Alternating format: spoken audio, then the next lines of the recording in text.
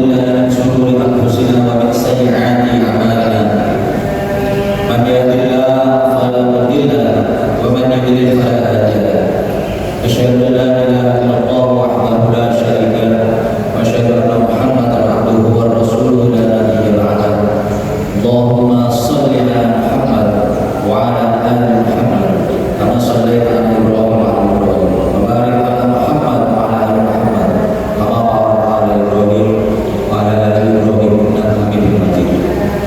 Itu kalau dibandingkan yang luarnya suaranya masih berubah ya.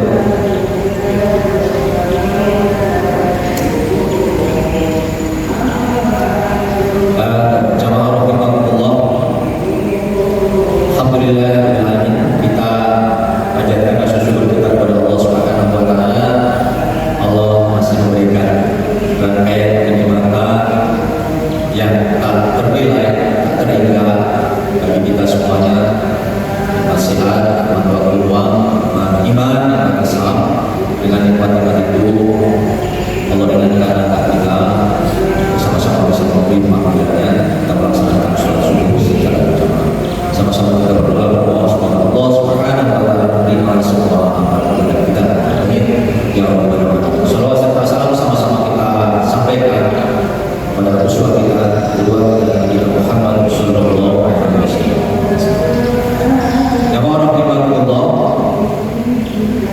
di antara rangkaian ibadah haji dan umroh, karena umroh juga menjadi bagian dari haji, ada ibadah yang kita ikuti bagian dari umroh, yaitu berlari kecil dari Safa dan Marwah. Seperti pertemuan sebelumnya teman sekalian, ibadah haji umroh itu adalah nampak jelas dari kehidupan orang-orang mulia. Maka Safa Marwah juga merupakan nampak jelas kehidupan orang-orang mulia itu, dan bersama-sama kita yakini bahwa nampak jelas kalau itu disyariatkan dalam agama kita pasti ada sesuatu yang penting yang perlu menjadi pelajaran bagi kita dalam mengarungi kehidupan. Nah, hari ini kita akan membahas apa dan bagaimana syari antara Safa dan Marwah itu, kemudian pelajaran apa yang kita ambil dari ini. Tapi sebelum kesana teman-teman sekalian, kita flashback sejarah kehidupan keluarga mulia, keluarga yang mestinya jadi teladan bagi kita semuanya, sebagaimana disampaikan oleh Allah Subhanahu wa taala dalam surat Al-Mumtahanah ayat 40 billahi minasyaitonir rajim. Qad kanat lakum uswatun hasanatun fi Ibrahim wal ladzina ma'ahu. Sungguh telah ada teladan yang baik bagi kalian itu pada diri Ibrahim dan orang-orang yang bersama. Maka sudah pasti keluarga Ibrahim adalah orang-orang yang perlu kita sering pelajari kehidupan dan kita ambil pelajaran dari khusus ibadah sa'i itu adalah menapaktilasi salah satu episode kehidupan yang dijalani oleh salah satu istri Nabiullah Ibrahim alaihissalam yang bernama Hajar. Orang Indonesia menyebutnya Siti Hajar. Saya nggak tahu kenapa orang Indonesia itu selalu kalau mana-mana depannya kasih Siti. Ibunda Rasulullah itu namanya siapa? Aminah. Tapi orang-orang kita bilang Siti Aminah. Saya nggak tahu apa sejarahnya. Maka sekalian, mari kita lihat sejarah Hajar ini siapa dan bagaimana Ibrahim ini sampai bertemu dengan Hajar. Yang pertama kita tahu bahwa Nabi Ibrahim alaihissalam itu diutus oleh Allah Subhanahu wa taala untuk berdakwah di negeri yang bernama Babilonia. Babilonia itu kalau sekarang itu masuk wilayah Irak.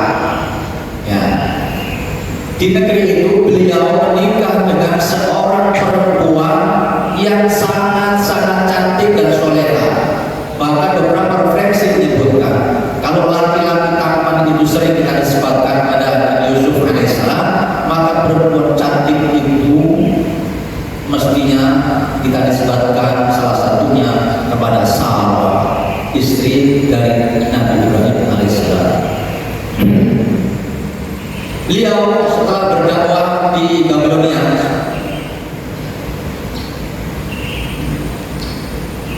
kemudian hijrahnya kemana? Ke Mesir. Di Mesir ini Ibrahim dan Sarah bertemu dengan penguasa. Beberapa referensi juga menyebutkan Fir'aun, tapi Fir'aunnya bukan Fir'aun Nabi Musa, Fir'aun yang berbeda. Fir'aun yang satu ini kedolimannya itu khas apa? Ini penguasa tidak bisa melihat perempuan cantik. Siapapun dia, kalau perempuan cantik pasti diambil jadi istrinya. Maka begitu masuk wilayah Mesir, orang-orang Mesir ini ngasih tahu kepada Ibrahim, ini berbahaya, nanti kalau kamu ketahuan tapi anaknya raja, istrimu pasti diambil oleh raja. Maka singkat cerita tetap saja ketahuan ya oleh raja, dan akhirnya Sarah ini diambil oleh raja. Tetapi atas kehendak Allah Subhanahu wa taala, Fir'aun itu tidak pernah bisa menyentuh Sarah karena beliau punya suami dan sudah berdoa kepada Allah supaya diselamatkan dari Fir'aun. Dan sampai beberapa hari ketika beberapa referensi menyebutkan kalau Fir'aun itu hendak mendekati Sarah, Allah buat dia tidak bisa berjalan, tidak bisa bergerak. Maka akhirnya Fir'aun ini bukan orang sembarangan gitu. Kenapa saya selalu begini gitu ya? Maka kemudian disuruh pergi aja orang ini, dan kemudian tidak hanya sekedar pergi, diberi hadiahnya itu adalah budak namanya Hajar. Ya, jadi Hajar itu bukan budaknya Nabi Ibrahim, tapi budaknya Sarah. Kemudian beliau pindah, tidak berlama-lama di Mesir, hijrah lagi, yang akhirnya inilah menjadi tempat bermukimnya lama keluarga Ibrahim, yaitu Palestina. Tinggal lama di Palestina, Nabi Ibrahim ini salah satu keinginannya punya anak, sebagaimana kita semuanya ingin punya anak untuk meneruskan perjuangan kita. Bertahun-tahun berdoa tidak punya anak, akhirnya istrinya Sarah punya ide supaya suaminya menikahi budaknya Hajar. Maka dinikahilah Hajar, dan kemudian lahirlah Ismail alaihissalam. Begitu Ismail lahir, maka wajar saja Ibrahim ini lebih sering datang kepada Hajar, ya, karena ada anaknya. Maka mulailah timbul perasaan iri di hati Sarah. Ya, padahal tadi siapa yang berubah? Ya, itu kan Sarah kan ya. Makanya bapak-bapak jangan percaya kalau sudah dikalahkan sama istrinya ya. Masih apa yang dulu tidak ada. Maka Sarah bilang, jauhkan saja Ismail dan Hajar dari saya supaya tidak kelihatan. Karena kalau kelihatan itu nanti perasaannya makin tidak ya. Maka segera turun perintah Allah Subhanahu wa taala kepada Ibrahim untuk membawa Hajar dan Ismail pergi jauh. Kemana? Tidak tahu. Pokoknya bawa pergi saja. Berhari-hari mereka berjalan, siang kepanasan, malam anginnya menggigit. Dulu belum ada tol, belum ada jalan raya, belum ada ojek, tidak ada. Betapa perjalanan kita aja yang umroh, naik bis dari Madinah ke Mekah itu udah capek.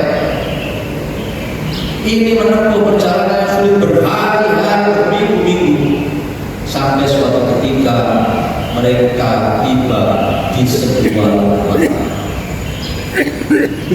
Tidak ada pohon, tidak ada tanaman, jangankan tanaman, rumput saja tidak ada. Ibrahim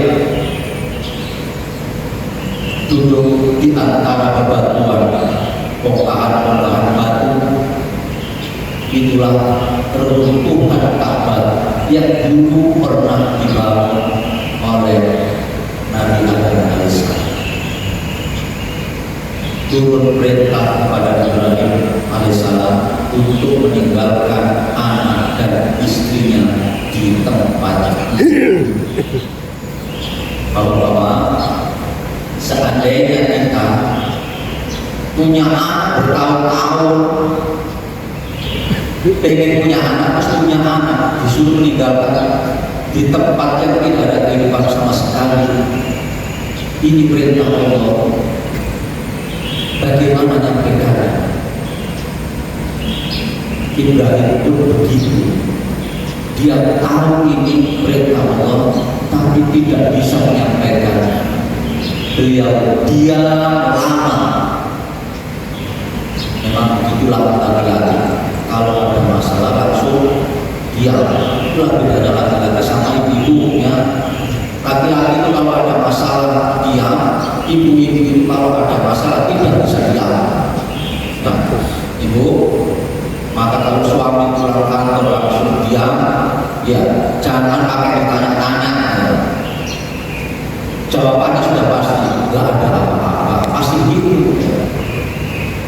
Maka Hajar tahu ini suaminya kok diam lama, pasti ada masalah. Didekati suami. Ibrahim tahu nanti ditanya, jawabnya bagaimana?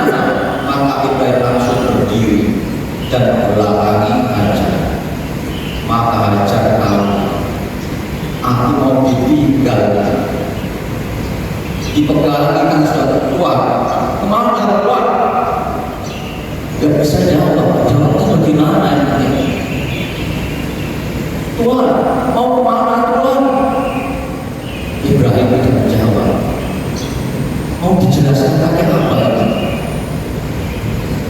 Ditanya 3 kali suaminya tidak menjawab, maka Hajar kemudian marah. Segera diganti pertanyaan.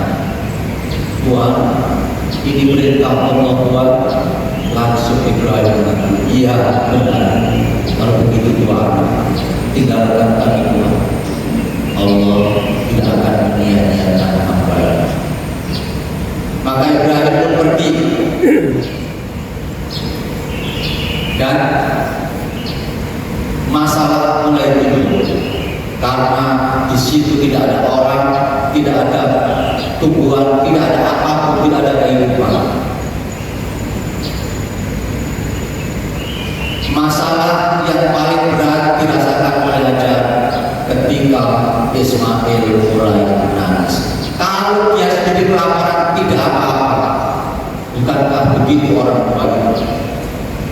Kalau dia sendiri merasakan derita itu masih ringan, tapi kalau anaknya yang merasakan, itulah masalah yang berat. Begitu Ismail menangis, Hajar panik, mau kemana ini? Mau minta tolong siapa ini?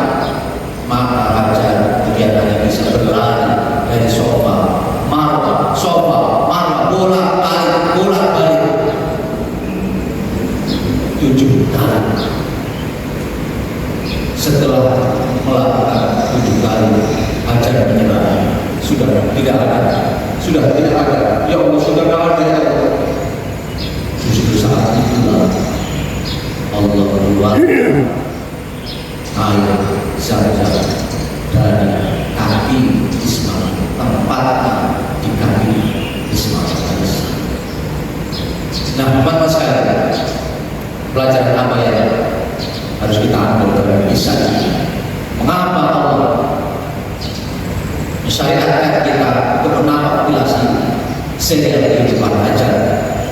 Mari kita yang pertama sekali, bahwa dalam hidup ini akan ada periode sulit dalam hidup kita yang pasti kapanpun akan kita lalui. Allah Subhanahu wa Ta'ala menginformasikan itu pada kita semuanya di dalam surat Al-Baqarah ayat 155. A'udzubillahi minasyaitonir rajim. Wa la nabluwannakum bi syai'in minal khawfi wal ju'i wa naqsin minal amwali wal anfusi wat thamarat wa basyirish sabirin. Artinya berapa itu? Dan kami pasti akan menguji kamu dengan sedikit ketakutan, kelaparan, kekurangan harta, jiwa dan buah-buahan, dan sampaikanlah kabar gembira kepada orang-orang yang sabar. Ayat ini menyampaikan bahwa Allah pasti akan menguji kita kapanpun itu. Kalau tidak kemarin ya nanti depan atau sekarang ini akan Allah uji kita dengan sedikit ketakutan, kelaparan, kekurangan harta, jiwa dan buah-buahan. Mas sekalian, hidup ini seperti roller coaster, tidak selamanya kita di atas. Suatu saat akan datang masanya kita ada di bawah. Saat itulah biasanya sebagian besar kita merasakan ujian yang berat. Jadi kalau hari ini kita sedang dalam enak-enak saja, hidupnya, ekonominya lancar, bersiaplah. Episode itu akan datang kepada kita. Ujian itu pasti datang sebagai bagian yang tak terpisahkan dari keimanan kita. Bukankah kita tahu anak-anak sekolah kita yang kita kirimkan ke sekolah, mereka juga diuji oleh mekanisme. Kalau kita punya anak, kemudian kita biayai daftar ulang SPP dan lain sebagainya, periode tertentu 3 tahun dia tidak ujian, maka kita pertanyakan, kamu itu sekolah bener atau tidak? Kok nggak ada ujiannya? Maka kita pun sebagai orang yang beriman, yang sudah daftar sebagai orang yang beriman, kok tidak diuji, maka sebenarnya perlu kita pertanyakan, saya ini terdaftar atau tidak? Karena Allah yang sampaikan bahwa kita itu pasti akan diuji oleh Allah Subhanahu wa Ta'ala.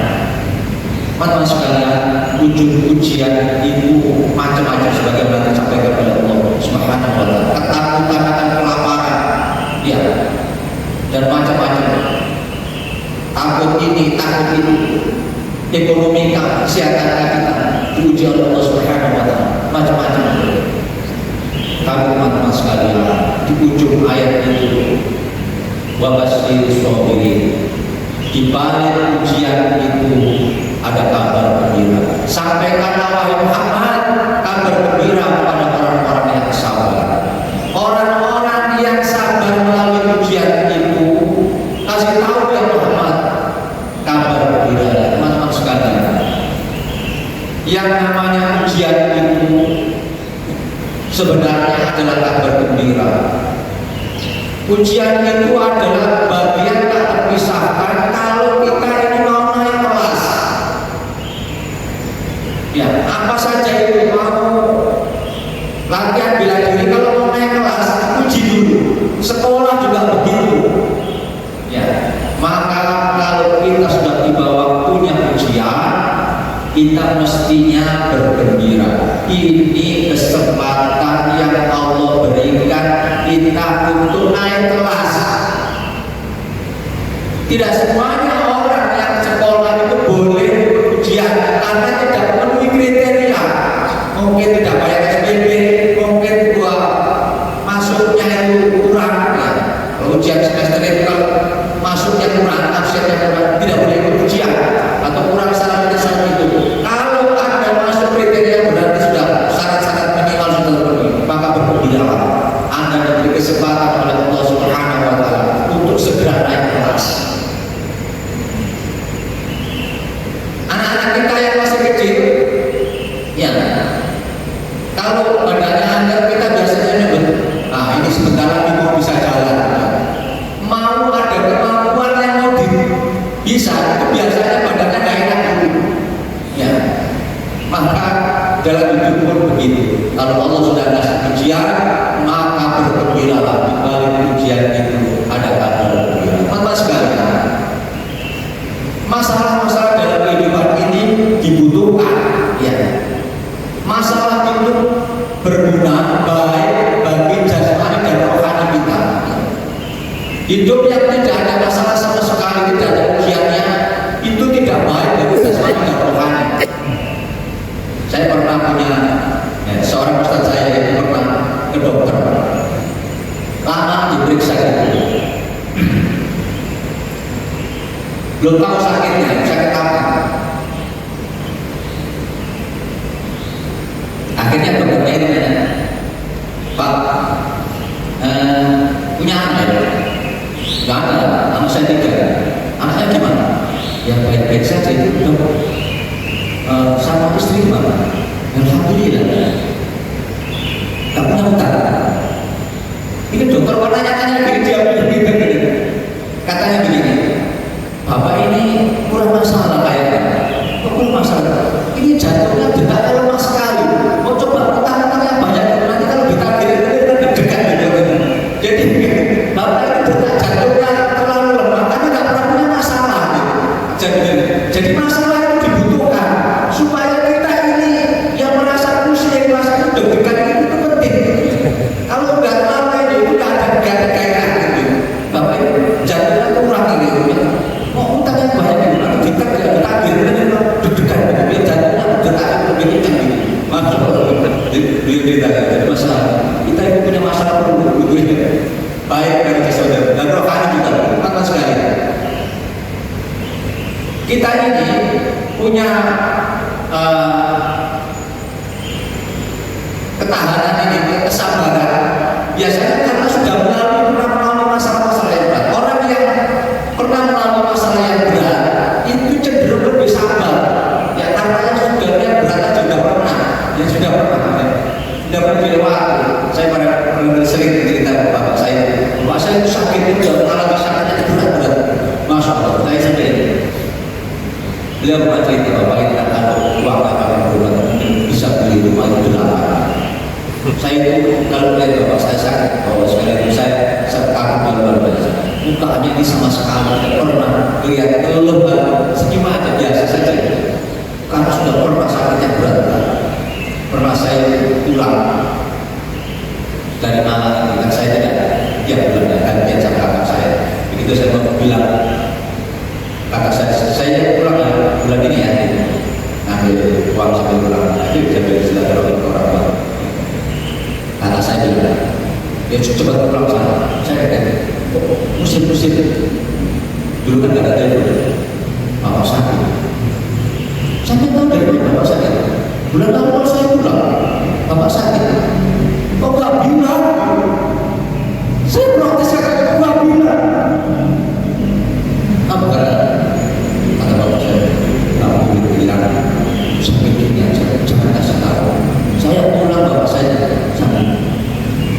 Bapak sudah 3 bulan datang saja. Itu biasa saja ngomongnya, nggak ada luka ya. Masya Allah. Jadi bagus sekali. Masalah-masalah itu kita butuhkan supaya kita ini menjadi dewasa, menjadi taat batin, menghadapi masalah-masalah menjadi lebih santai. Itu dibutuhkan dalam kehidupan kita baik jasmani maupun rohani. Tanpa masalah. Periode-periode sulit itu dibutuhkan dalam hidup kita untuk menjadikan kita itu menjadi lebih kuat. Ya, saya sering melihat bahwa alam semesta ini mengajari kita bahwa melalui yang kita perhatikan, contohnya itu metamorfosis. Dari ulat bermetamorfosis, kemudian setelah lewat metamorfosis itu keluar ulat itu menjadi kutu. Ulat itu mayoritas orang itu jijik, tapi tidak ada orang yang jijik terhadap kuku. Semuanya suka. Tetapi ulat menjadi kuku ini harus lewat yang namanya metamorfosis. Ketahui ya teman-teman sekalian, di dalam metamorfosis itu ada periode yang genting, yang sulit. Ketika kuku-kuku itu sudah jadi, tapi belum keluar, masih ada di dalam itu dan berusaha keluar melawan himpitan cangkangnya itu untuk memecahnya itu. Itulah saat yang paling berat. Maka jangan pernah ditolong itu. Artinya kalau kita kasihan kemudian kita buka begini supaya dia tidak kesulitan, terus kita keluarkan buku-bukunya, maka yang tidak pernah bisa terbang selama-lamanya. Dia hidup memang, tapi nggak bisa terbang. Karena justru kesulitan itulah yang didesain oleh Allah untuk membuat sayapnya ini kuat. Jadi itu mau kita hilangkan, nanti akan jadi masalah. Maka saya sering mengistilahkan, jangan pernah potong kepompong ini. Ya, teman-teman sekalian, dalam hidup ini banyak kita berusaha menghilangkan kesulitan itu. Contohnya ini juga, kita semuanya familiar ini, roll apa, baby walker ya. Maksudnya mau memotong supaya anak itu tidak mengalami kesulitan ketika biasa belajar berjalan. Teman-teman ketahuilah, sudah banyak penelitian ini tidak baik bagi anak kita. Singapura sudah bikin undang-undang orang tua tidak boleh beli ini. Kalau beli ketahuan itu dipidana orang tua. Bayangkan dulu. Kenapa? Karena kesulitan belajar dibutuhkan anak kita supaya kakinya kuat. Ini mau kita potong, nanti kakinya anak kita berjalan, tapi kakinya lemah. Ya, inilah alam semesta yang mengajar kita. Kesulitan dibutuhkan supaya kita ini menjadi pribadi yang kuat. Ada istilah ini, laut yang tenang tidak pernah melahirkan laut yang handal. Ya, hidup itu yang tenang-tenang saja, lurus-lurus saja, tidak akan melahirkan pribadi yang handal. Orang-orang yang hari ini hebat, orang-orang yang hari ini kita kagumi, itu pasti sudah diguncang gelombang yang bermacam-macam. Maka beliau hari ini menjadi orang-orang yang hebat. Ujian itu memunculkan potensi terbaik kita. Ya, teman-teman sekalian, dalam kondisi terjepit kita ini bisa kreatif, muncul ide-ide yang kita dan kemampuan kita yang aslinya. Kalau kita ini dikejar anjing, itu lari kita jauh lebih cepat. Ya, maka ada seorang pelatih renang di Australia itu mempraktekannya. Jadi anak-anak itu disuruh kasih waktu belajar seminggu, suruh buat rekor yang tertinggi ya. Semuanya sudah punya catatan rekor 100 meter gitu. Dikasih tugas belajar terus supaya dalam waktu sebulan rekor itu harus pecah. Bisa pecah enggak? Akhirnya pelatihnya itu punya cara. Beliau sewa buaya kecil itu di tempat penangkaran buaya. Begitu dia sprint menyebur buaya langsung diceburkan supaya anak itu dikejar buaya itu. Semuanya anak memecahkan rekornya. Kenapa? Karena ketakutan membuat buaya. Kita ini kan nggak akan keluar kemampuan kita yang sebenarnya kalau nggak punya masalah. Kalau hidupnya santai-santai saja nggak akan keluar. Maka Allah datangkan masalah supaya kita tahu ternyata kita ini hebat. Teman-teman sekalian yang berbahagia, Allah Subhanahu wa taala menyatakan, sesungguhnya Allah apabila mencintai suatu kaum maka dia akan memuji mereka. Barang siapa yang ridho niscaya dia akan memperoleh keridhaan, dan barang siapa yang murka dia akan mendapatkan kemurkaan.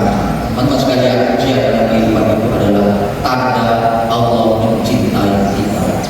Tidak ada orang yang di dunia ini yang lebih dicintai oleh Allah Subhanahu wa taala melebihi Rasulullah Shallallahu Alaihi Wasallam. Tetapi perhatikan apakah hidupnya Rasulullah itu santai-santai saja? Tidak. Semenjak kecil jadi yatim, kemudian tidak lama jadi yatim, hidupnya penuh dengan masalah. Maka itu bagian yang tidak terpisahkan. Kalau Allah mencintai kita, maka Allah akan memuji kita. Teman-teman sekalian, lalu bagaimana supaya kita bisa menjalani setiap periode sulit dalam hidup kita itu dan kita memperoleh hasilnya alias kita naik kelas? Apa yang berlaku? Yang pertama, yang terpenting bagi kita itu adalah bagaimana kita itu melihat ujian, bagaimana cara pandang kita itu terhadap ujian. Artinya isi kepala kita ini jauh lebih penting ketika kita menghadapi persoalan. Teman-teman sekalian, barangkali sudah saya sampaikan, pikiran kita ini tidak hanya ada di kepala kita. Pikiran kita ini seperti HP itu yang menyebarkan sinyal. Dia gelombang yang menyebar kemana-mana, mempengaruhi diri kita sendiri, mempengaruhi orang sekitar kita. Dia menarik keadaan-keadaan seperti yang kita pikirkan. Maka orang barat punya namanya the law of attraction, hukum tarik menarik. Manusia itu menarik apa yang dipikirkannya. Maka cara kita melihat ujian itu jauh lebih penting. Itulah yang harus kita benahi dulu. Ya, pikiran kita ini teman-teman sekalian akan mempengaruhi diri kita, tubuh kita. Ya, ini ada beberapa penelitian yang saya sampaikan ya. Supaya kita hati-hati dengan kita melihat sesuatu cara pandang kita, pikiran kita ini harus kita kendalikan. Ya. Tubuh kita ini dipengaruhi oleh pikiran kita. Ada sebuah penelitian. Jadi ada profesor di Amerika itu habis kuliah, dia sebenarnya melakukan penelitian, tapi tidak dikasih tahu mahasiswanya. Selesai kuliah, mau ujian, duduk depan, diajaklah pergi ke sebuah kafe, mahasiswanya semuanya. Orang Amerika masuk kafe, bergembira, salah satu kegiatannya adalah minum alkohol. Semuanya bergembira minum alkohol. Hasilnya apa? Semuanya mayoritas gak lama langsung mabuk. Padahal 50% dari mahasiswa itu tidak minum alkohol. Botolnya saja yang gambarnya ada alkoholnya, isinya air.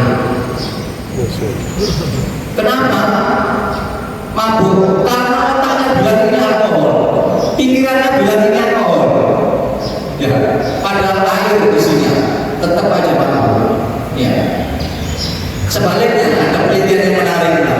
Jadi ada karyawan di hotel, tukang sapu-sapu, tukang bersih-bersih itu dikumpulkan ya, datangkan ahli kesehatan, diberi nasihat.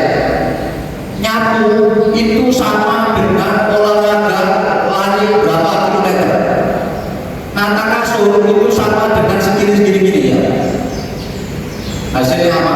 Beberapa bulan kemudian karyawan itu badannya jadi spesial. Padahal yang cuma tadi menghayal aja, bohong saja itu, nggak ada dasarnya. Ya, nggak ada dasarnya. Tapi mereka semuanya percaya karena yang ngomong ini orang yang berkompeten. Ya, akhirnya tentunya menjadi sial. Ya, jadi cara pandang kita, isi kepala kita terhadap masalah itu sangat penting. Buat sekalian, persoalan yang sama dilihat dengan cara berbeda, tindakannya akan berbeda, hasilnya akan berbeda. Ya, silakan ini. Ketika tiba-tiba hujan turun, ada orang yang kehujanan. Biasanya kalau kehujanan kan mengeluh, mengumparkan. Ada orang yang main hujan-hujanan, anak-anak main hujan-hujanan. Itu hujannya sama atau beda, Pak? Sama persis ya. Tapi kenapa ada yang marah-marah, ada yang bergembira? Ya hanya karena beda cara menyikapinya saja. Maka harus gampang saja.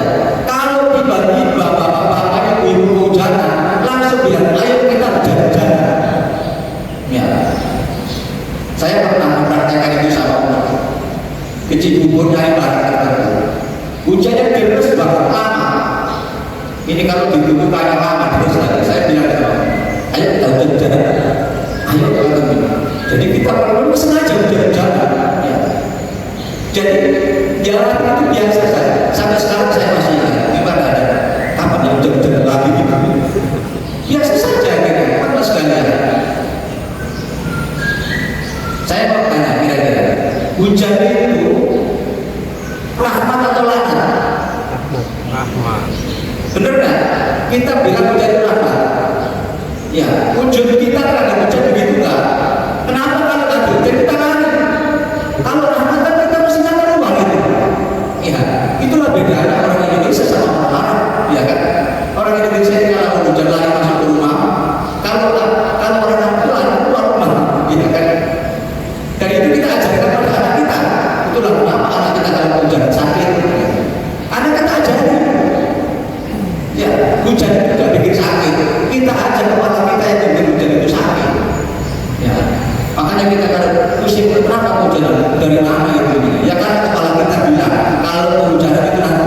pusing dia. Maka setelah sekarang aja kalau udah main sama jalan ajarin gitu, nanti nggak apa-apa. Pengujian itu bagus, ya itu sehat. Sama dengan teman-teman sekalian, saya punya kisah. Ini kisahnya teman saya. Grupnya pertama, ditaruh dia di Nusa Tenggara Timur karena sering komunikasi sama saya. Dia bilang, teman-teman saya bilang, saya ini buang masukan. Saya bilang, enggak, saya tidak buang, saya tidak berusikan. Ya. Dia bilang, ya, apa yang terjadi? Sekarang dia jadi direktur utama anak perusahaan. Kata orang-orang begitu. Sekarang ditarik ke Jakarta jadi direktur utama anak perusahaan. Baik, jadi bagaimana kita menyikapi itu? Bagaimana kita bertahan? Maksudnya paling penting. Maka ketika ujian itu datang, hadapi ujian itu dengan berbaik sangka. Sebagaimana Hajar ketika mau ditinggal Ibrahim, dia mengatakan Allah tidak akan menyia-nyiakan hambanya. Walaupun dia tidak tahu nanti akhirnya seperti apa, tapi itu diucapkan di awal ujian itu datang, Allah tidak akan menyia-nyiakan hambanya. Walaupun tidak tahu korban nanti seperti apa. Allah Subhanahu wa taala berfirman di dalam surat Al-Hujurat ayat 12, A'udzubillahi minasyaitonir rajim. Ya ayyuhalladzina amanu ijtanibu katsiran minadh-dhanni inna ba'dadh-dhanni itsm. Ya. Hai orang-orang yang beriman, jauhilah berprasangka karena sesungguhnya sebagian berprasangka itu adalah dosa. Teman-teman sekalian, banyak berprasangka buruk itu dosa. Tahuilah kalau Allah bilang dosa itu pasti buruk. Maka hindari berprasangka buruk. Begitu ujian datang, kita harus berprasangka baik. Salah satu caranya, ini Allah mau kasih apa ke saya sehingga saya harus diuji dulu. Allah mau angkat saya kemana? Kenapa ini harus saya diuji? Ada sesuatu. Itulah cara teman-teman sekalian, bahwa kita harus berprasangka baik kepada Allah Subhanahu wa taala. Kata Allah Subhanahu wa taala, aku tergantung prasangka hamba. Rasulullah SAW itu pernah jenguk salah seorang sahabat yang sudah beberapa bulan sakit demam. Rasulullah mengatakan pada sahabat sakit ini, semoga sakit ini menjadi penggugur dosa.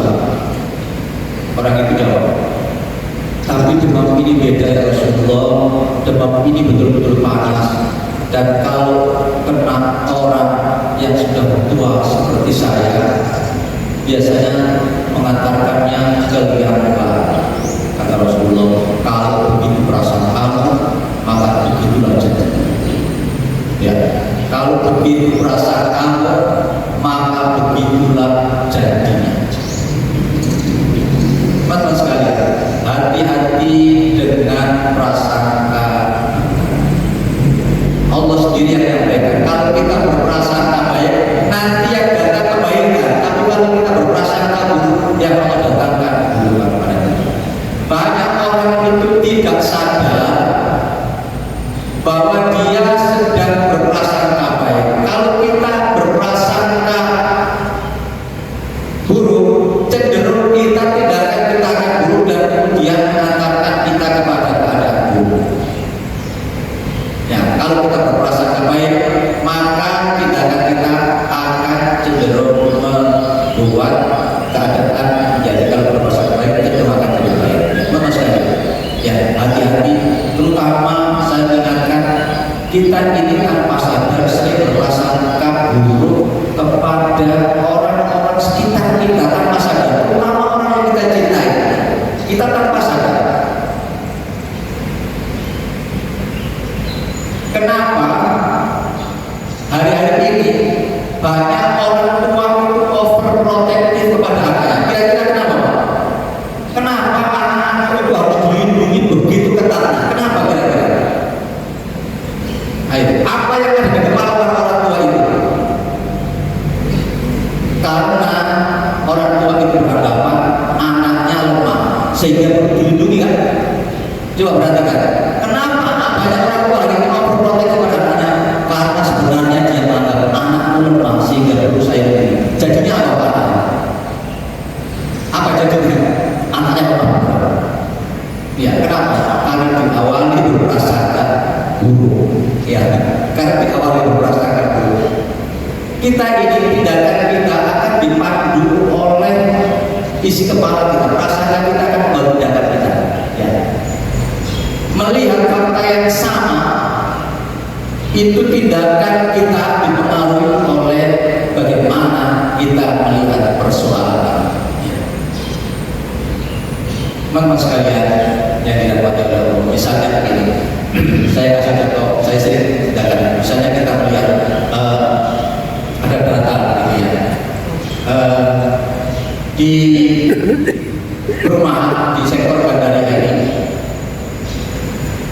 mayoritas orang sudah punya kompor gas. Itu bagi yang melihat sisi negatif. Kalau begitu sudah tidak perlu lagi kita kalau jualan di sini tidak ada, semuanya sudah punya, buat apa jualan di sini? Ya, itu cara melihat negatif. Tapi orang yang melihat sisi positifnya, kalau semua sudah pakai kompor gas, berarti ada kebutuhan yang terkait dengan kompor gas. Jadi faktanya sama, tapi orang bisa melihat dengan cara yang berbeda-beda. Nah, yang orang bilang, maka tindakan kita itu dipengaruhi oleh perasaan kita. Bagaimana kita menghadapi ujian itu juga dipengaruhi oleh cara kita melihat bagaimana ujian kita lihat. Maka Hajar mengawalinya dengan Allah tidak akan menyia-nyiakan amal. Nah, teman sekalian,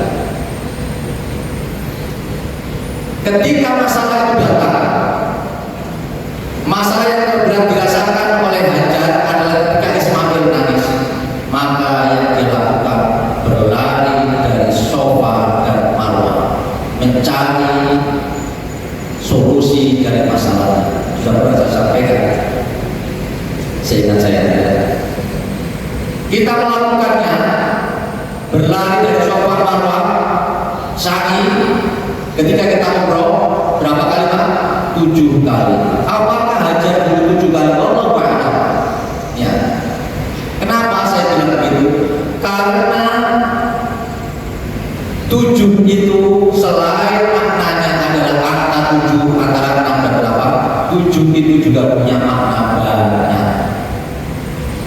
Sebagaimana bahasa kita populer, terutama bahasa Arab, bahasa kita juga populer, itu orang hartanya tidak habis 7 turunan. Bukan berarti turunan ke-8 miskin.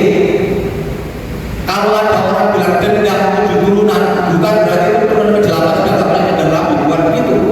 Itu namanya gak terbatas. Artinya Hajar itu begitu menghadapi masalah, dia lakukan usaha yang maksimal sampai mentok 7 kali. Hanya itu yang bisa dilakukan maksimal. Setelah itu baru Allah berikan solusi. Tapi usaha dulu maksimal sampai mentok, baru Allah berikan solusi. Sudah tidak, ya Allah, sudah ya Allah, sudah juga ya maksimal. Allah mengeluarkan solusi dari Allah yang Hajar tidak pernah menduganya. Tidak pernah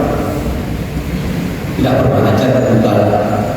Kalau Hajar tahu solusinya itu ada di kantongnya Ismail, ada, kenapa dia larang?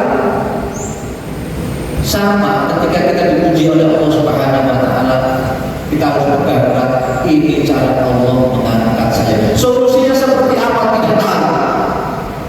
Lakukan saja usaha yang kita sudah bisa kita miliki, potensi yang kita miliki, usaha maksimal. Kalau sudah begitu teman-teman sekalian, maka Allah berikan jalan keluar dari arah yang tidak disangka-sangka. Dan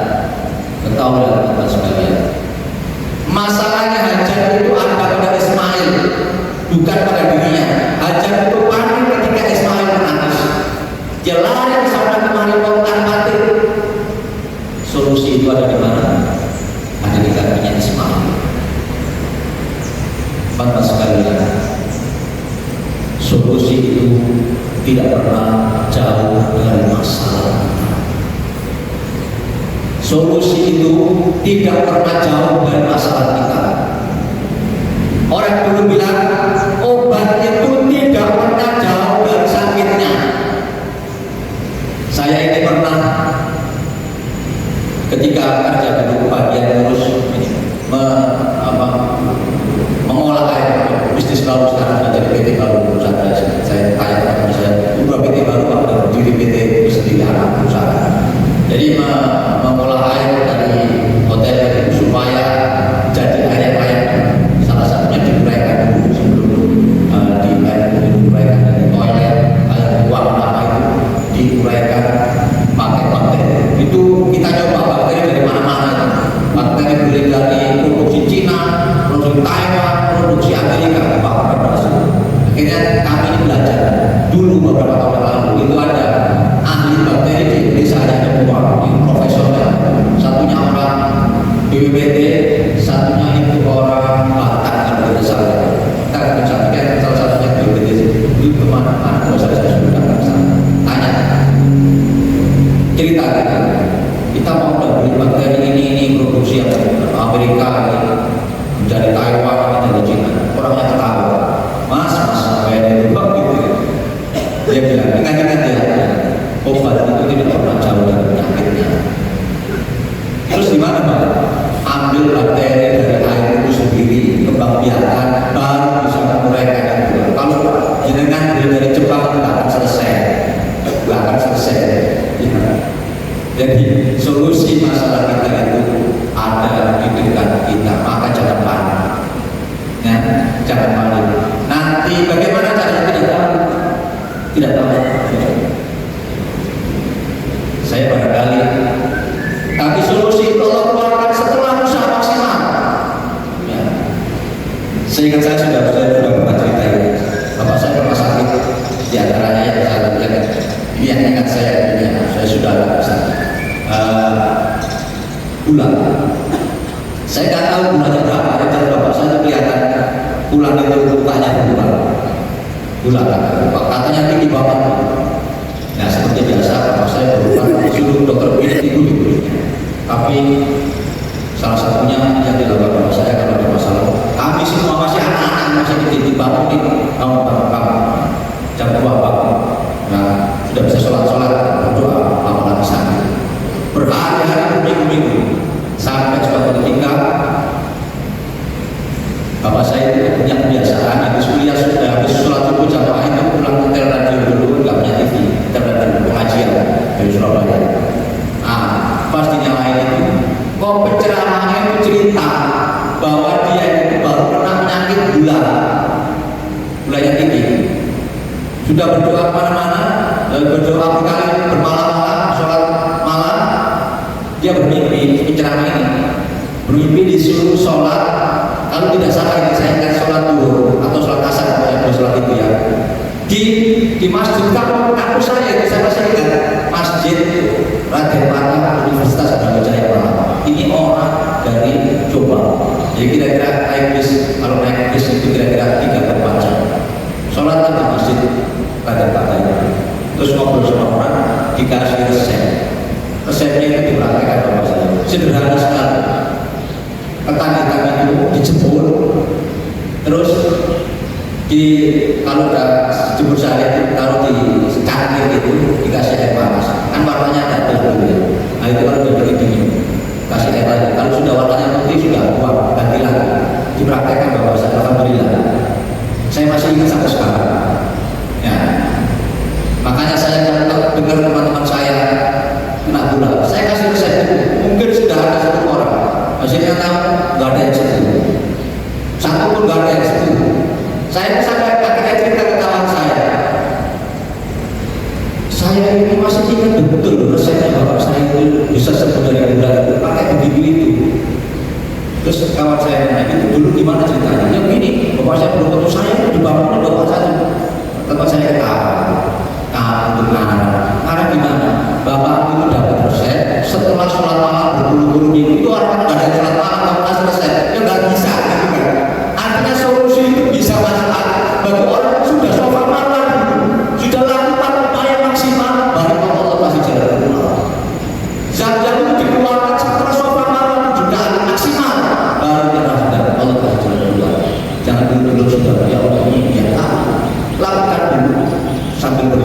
tahu dari Allah bukan jalan keluar dari tanah yang tidak disangka-sangka. Hajar juga tidak tahu kalau nanti itu keluar jalan dan akhirnya sekarang di kota yang kita rindukan adalah yang dia tahu bahwa Allah tidak akan menyanyiakan kamu.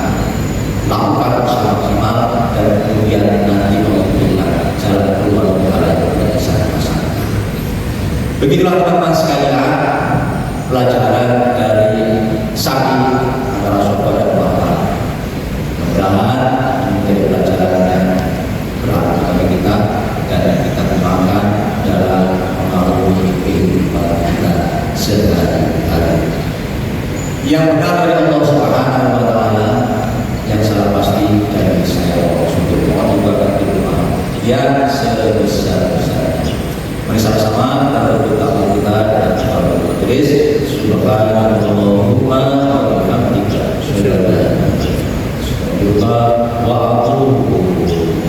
Assalamualaikum warahmatullahi wabarakatuh. Waalaikumsalam.